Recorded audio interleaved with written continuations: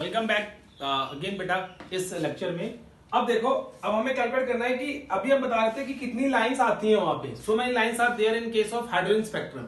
अगर आपको कैलकुलेट करना हो कि कितनी लाइंस आएंगी from jump from N2 to N1, तो there is a fixed formula for that, and that formula is, मैं लिखा देता हूं आपको, that is number of lines appeared in N2 to N1।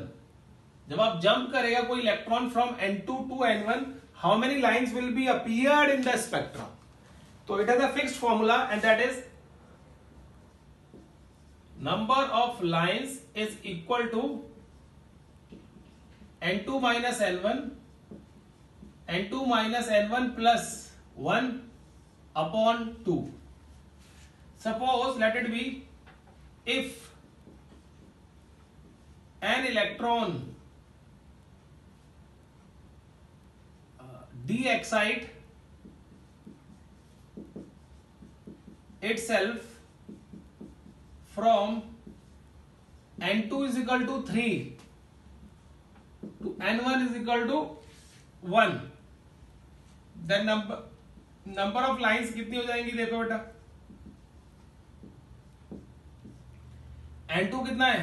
3, 1, 3 minus 1 plus 1,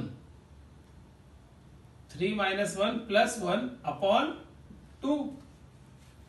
so this will be 2 into, cancel हो जाएगा, 3 upon 2।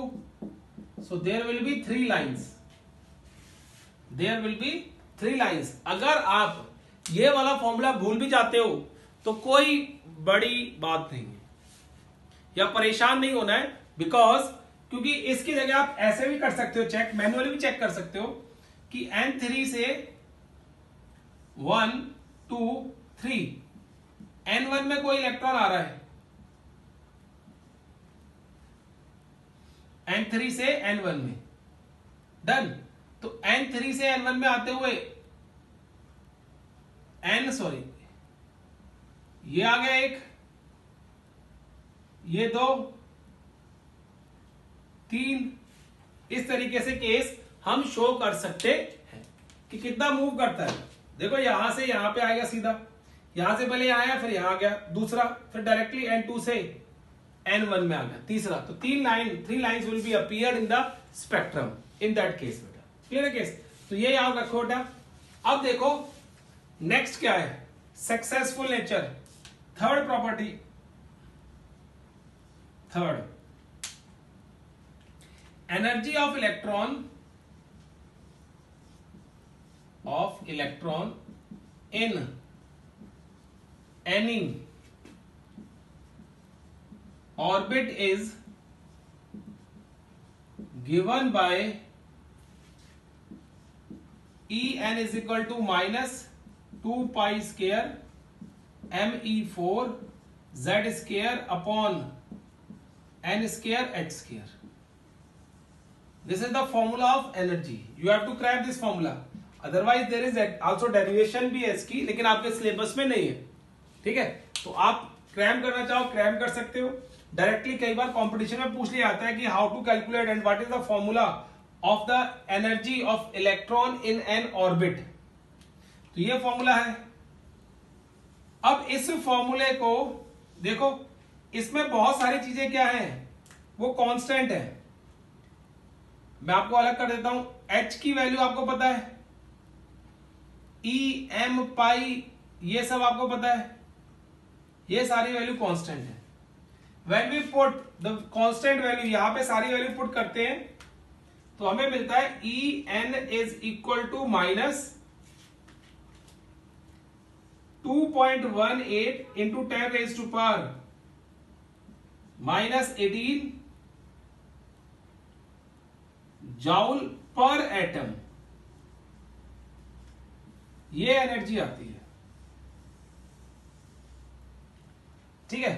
अब इसके साथ साथ देखो ये एनर्जी कब आएगी, when Z is equal to 1 और N इज इक्वल टू 1 है हाइड्रोजन एटम के लिए, for hydrogen atom, hydrogen atom के लिए ये एनर्जी 1 आती है। अब देखो इसी तरीके से वैसे जो जनरल फॉर्मूला होगा इसका, that will be En is equal to -2.18 into 10 raise to power -18 Z square upon N square, जो वैल्यू फ्लक्चुएट कर सकती है, this is joule per atom. ये फॉर्मूला आपको क्रैम करना है अगर जाउल्स पर एटम में उसमें पूछा गया। क्या पूछा गया? इफ जाउल्स पर एटम में कोई वैल्यू पूछी गई है तो this is the value.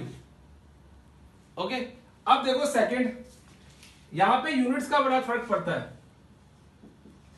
If we have En, okay, En is equal to -1.3549 upon into Z square upon N square, ये जो वैल्यू आती है that is in electron volt per atom. ये इलेक्ट्रॉन वोल्ट की वैल्यू है 1.3549 something like this. Okay बेटा, तो electron volt per atom calculate करना है, पूछा गया एनर्जी, तो आपको ये कांस्टेंट फैक्टर से मल्टीप्लाई करना पड़ेगा। हम जानते हैं 1 electron volt has 1.6 into 10 raise to power -19 joule.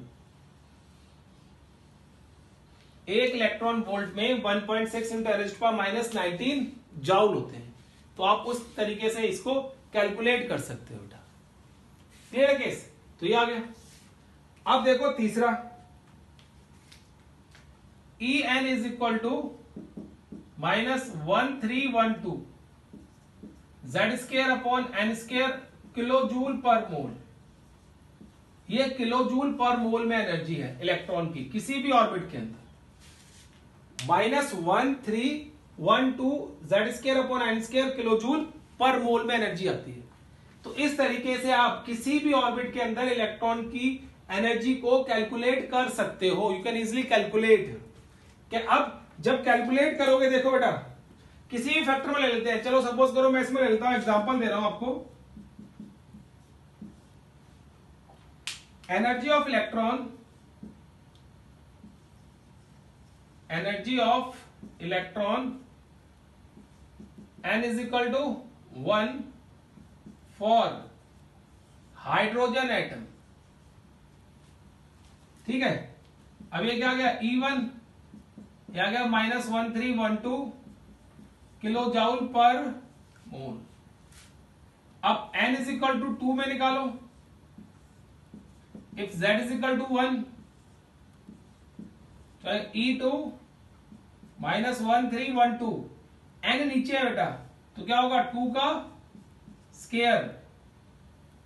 अब 2 के स्क्वायर से डिवाइड करो इसको तो 4 आ गया। -1312 डिवाइड बाय 4, -4 3 जा 12, 4 2 जा 8, 4 3 12, 1 बच गया बेटा। 4 2 जा 8, 3 बच गया। 4 8 या 32, -328 किलो जूल पर मोल आ गई एनर्जी। इसी तरीके से if you want to calculate in E3, तो वहां पे N की वैल्यू क्या आ जाएगी? दैट विल बी 3 3 3 जा 9। अब आपको 9 से डिवाइड करना पड़ेगा। 9 1 जा 9 माइनस का, वी आर लेफ्ट विद 4। 9 5 जा 45 नहीं आ रहा। 9 4 जा 36, 9 1 जा 9, 4 आ गया, तो 9 4 जा 36, 5 बच गया। 9 5 जा 45, 7 बच गया। फिर आपके पास वहां पे बेटा 7 का मतलब क्या हो गया? 9 5 जा 45, 7 9 7 जा 63, फिर 7 बच गया। 9 7 63, तो ये कितना आ गया? जूल किलो जूल पर मोल। अब जैसे जैसे देखो इससे हमें क्या पता चल रहा है, इससे हमें क्या पता चल रहा है, जैसे जैसे हम न्यूक्लियस से दूर जा रहे हैं एनर्जी ऑफ इलेक्ट्रॉन बढ़ती जा रही है। As we move away from the nucleus energy of electron increases, आप ये नोट लिख सकते हो यहां पे, as we move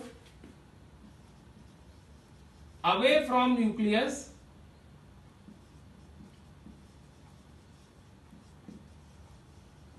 energy of electron increases. Energy of electron क्या करती है, इंक्रीज करती है, and at infinite distance it is assumed to be zero. और इनफाइनाइट डिस्टेंस में बेटा हम इसको जीरो अज्यूम करके चलते हैं कि अगर कोई इलेक्ट्रॉन इनफाइनाइट डिस्टेंस पे है तो it's energy will be zero, उसकी एनर्जी क्या होगी, जीरो होगी।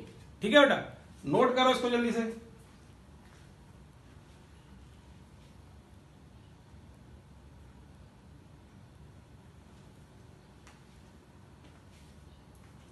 क्लियर है, ये केस आ गया, जीरो जाएगी। अब वहां पे जो माइनस साइन दे रखा है, ये माइनस साइन शो कर रहा है जैसे जैसे इलेक्ट्रॉन पास आ रहा है अट्रैक्शन बढ़ रही है इलेक्ट्रॉन की न्यूक्लियस के लिए, और उतनी एनर्जी क्या हो रही है, रिलीज हो रही है। That is why we have this minus sign over there. Clear है केस। तो ये केस आ गया, हम इस तरीके से बोलते हैं कि आपके पास क्या हो रहा है बेटा, एनर्जी का कंसेप्ट आता है। तो जितना आप न्यूक्लियस से दूर जाओगे उतनी इलेक्ट्रॉन की एनर्जी जो है बढ़ती चली जाएगी। याद रखना, माइनस साइन सिर्फ ये शो कर रहा है कि वहां पे अट्रैक्शन है और अट्रैक्शन का एनर्जी रिलीज हो रही है, that is why we have minus sign over there. Done. अब देखो सेकंड पॉइंट इसमें, now discuss radius of electron. What will be the radius of electron if it is present in any orbit. किसी भी orbit में present है तो उसका radius क्या होगा, उसकी बात कर रहे हैं। देखो क्लियर है।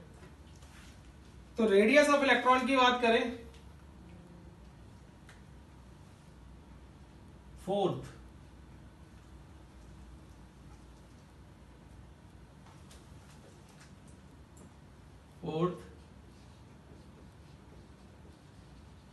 रेडियस ऑफ इलेक्ट्रॉन इन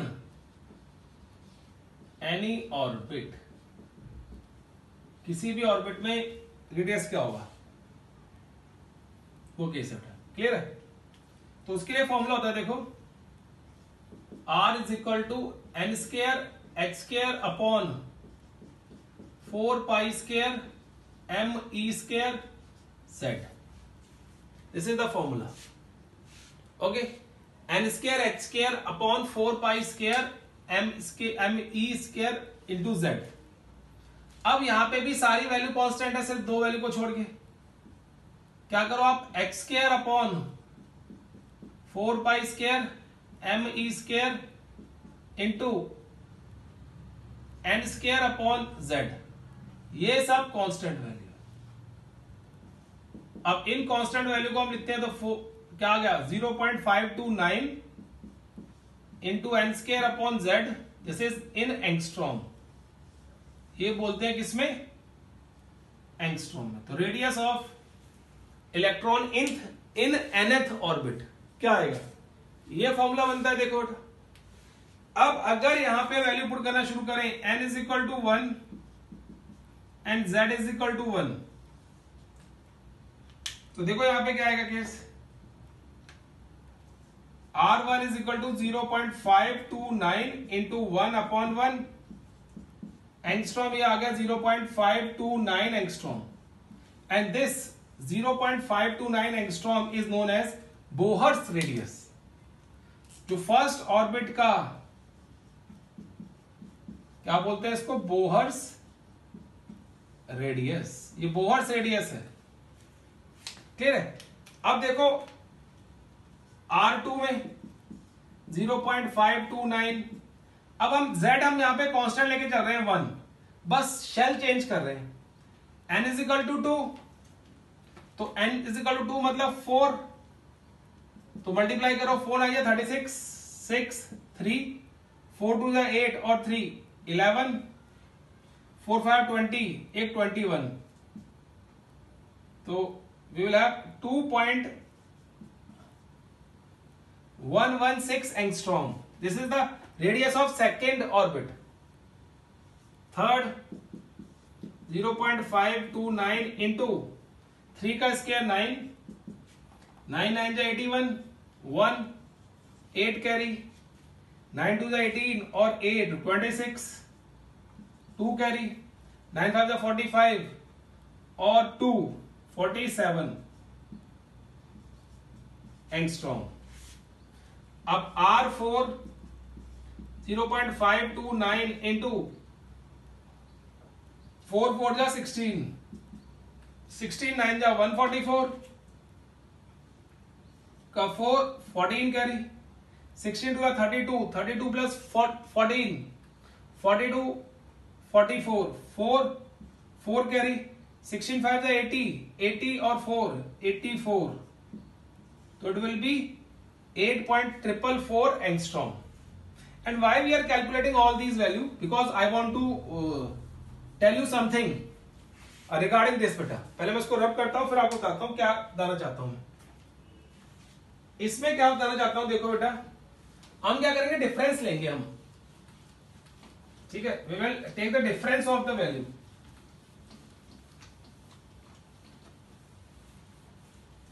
इन दोनों का डिफरेंस कंसीडर करो.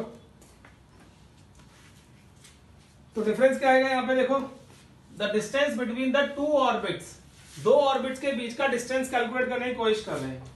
सबसे पहले क्या करेंगे हम लोग, R2 माइनस R1 कैलकुलेट करेंगे. R2 कितना है हमारे पास, 2.166, 2.116 माइनस, मैं माइनस नीचे लिख देता हूं बेटा, 0.529, ताकि मेरे पास वैल्यू आ जाए सीधी. तो 16 में से 9 गए 7, और here we have 0, 8, 10 में से 2 गए 8, 0, 10 में से 5 गए 5, क्या गया 1.587 angstrom. Difference between the first and second, distance between the first and second energy level or orbit. Now 3 minus 2,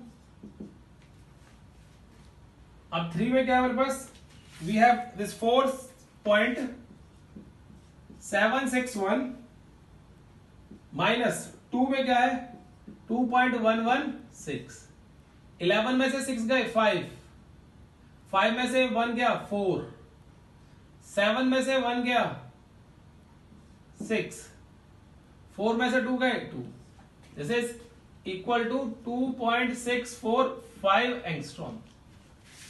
now will calculate 4 minus 3. 4 कितना है 8.444 माइनस 4.761, 3, 4 में से 1 गए 3, 14 में से 6 गए 8, 13 में से 7 गए 6, 7 में से 4 गए 3. तो दिस इज 3.683 एंगस्ट्रॉम.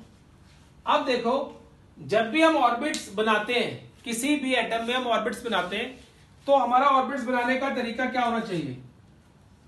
ये न्यूक्लियस है, ये पहला ऑर्बिट है, डन. अब ये दूसरा ऑर्बिट, डन. ये तीसरा ऑर्बिट, डन. ये चौथा ऑर्बिट, डन. अब इनके बीच में गैप सेम नहीं है, देखो डिस्टेंस बढ़ता जा रहा है. तो कभी भी आपको जब ड्रॉ करने हो पर्टिकुलरली और बहुत एक्यूरेटली, तो हम इस तरीके से ऑर्बिट्स को ड्रॉ करते हैं. Because the energy because distance between the two orbit is not constant, it's keep on increasing, वो बढ़ता जा रहा है आगे आगे. क्लियर है केस बेटा. तो इसलिए आप इस तरीके से उनको ड्रॉ करते हो, बनाते हो. n is equal to 1, n is equal to 2, n is equal to 3 and n is equal to 4. इस तरीके से ड्रॉ करते हो उनको, कि जैसे जैसे दूर जा रहे हैं, जैसे ऑर्बिट बढ़ रहे हैं, वैसे वैसे डिस्टेंस जो है वो बढ़ता चला जा रहा है इसके अंदर. डन. क्लियर हुआ. अब इसी तरीके से we can calculate next, that is fifth, velocity of electron in any orbit. Velocity of electron in any orbit, किसी भी ऑर्बिट के अंदर. तो वेलोसिटी क्या होगी देखो, M V R is equal to N H upon 2 pi. अब यहां से v निकाल लो, क्या आ गया, N H upon 2 pi into M V, sorry M R, R आ गया बेटा. क्लियर है. अब यहां पे you can put the value of R over here. अब आर की वैल्यू आप पुट कर दो, देखो क्या आएगी. तो थोड़ा रब कर दो बेटे. If you put the value of r over here, you will get nh upon 2 pi into m into n square h square upon 4 pi square m e square z. यही था r की वैल्यू. वहां से देखो put कर दिया हमने 4 pi m e square z. ये अब इसको सॉल्व करो. NH into 4 pi square m ई square Z upon 2 pi into m into n square h square. एक एन से एक एन कैंसिल, एक एच से एक एच कैंसिल, पाई से पाई कैंसिल, 2 से 2 काट दो, 4. ये आ गया. What we have in this case, ऊपर गया 2 पाई एम ई स्केयर z, सॉरी m से m कैंसिल हो जाएगा बच्चे. तो ये m भी गया यहां पे. क्लियर. तो क्या बच गया, 2 पाई e square upon h square into z upon n. ये v का फॉर्मूला है. This is the formula of v, velocity of electron in any orbit. अब आप ये जो कांस्टेंट दे रखा है, ये इस कांस्टेंट की वैल्यू पुट कर सकते हो. When you put this value, that is v is equal to 2.19 into 10 raise to power 6 z upon n metre per second. ये आपको वैल्यू याद रखनी है. और कभी भी कोई आपसे पूछे what is the velocity of electron in any orbit, किसी भी ऑर्बिट के अंदर, तो आप ये फॉर्मूला लगा के z और n की वैल्यू पुट करके you can easily calculate the velocity of electron. अब देखो यहां पे that vn is inversely proportional to n. इसलिए जितना दूर जाओगे वेलोसिटी क्या होगी, कम होती चली जाएगी. इलेक्ट्रॉन जितना न्यूक्लियस से दूर जाएगा वेलोसिटी उतनी क्या होगी बेटा, कम होती चली जाएगी. और जितना एटॉमिक नंबर ज्यादा होगा उतनी वेलोसिटी बढ़ती चली जाएगी. डन. तो ये केस भी आप याद रखना किस तरीके से हम वेलोसिटी कैलकुलेट करते हैं वहां पे. अब देखो next and the last case for today's lecture, वो क्या है, how to calculate ionization enthalpy of any electron and what is it. ये होती क्या है. ठीक है. Now discuss ionization enthalpy, not in detail, that we will discuss in next chapter, but calculation बताता हूं. आयोनाइजेशन एंथैल्पी, इसको हम क्या बोलते हैं शॉर्ट फॉर्म में, IE. इसकी डेफिनेशन होती है amount of energy required to remove, amount of energy required to remove valence shell electron from an isolated gaseous atom. Isolated gaseous atom में से उसकी वैलेंस शेल से अगर इलेक्ट्रॉन निकालना है हमें, तो जितनी अमाउंट ऑफ एनर्जी चाहिए, that amount of energy is known as ionization enthalpy. And how you calculate ionization enthalpy, देखो इसका एक ही केस है बेटा. IE is equal to ionization enthalpy of infinity minus ionization enthalpy of the given orbit. जो भी given orbit होगा उसमें से। क्लियर है case? Ionization enthalpy of that, ionization enthalpy at infinity. अब जो आयनाइजेशन एंथैल्पी एट इंफिनिटी है that will B 0 minus यहां पे होता है RH रेडबर्ग्स constant into 1 upon n square. Done. तो ये माइनस का क्या होगा, माइनस माइनस प्लस हो जाएगा, will get RH into 1 upon n square. तो आयनाइजेशन एंथैल्पी आप इस फॉर्मूले से कैलकुलेट कर सकते हो। ये मैं आपको न्यूमेरिकल कराऊंगा लाइव क्लास में, तो हम इसको डिस्कस करेंगे बेटा डिटेल में, ठीक है, किस तरीके से आता है। डन।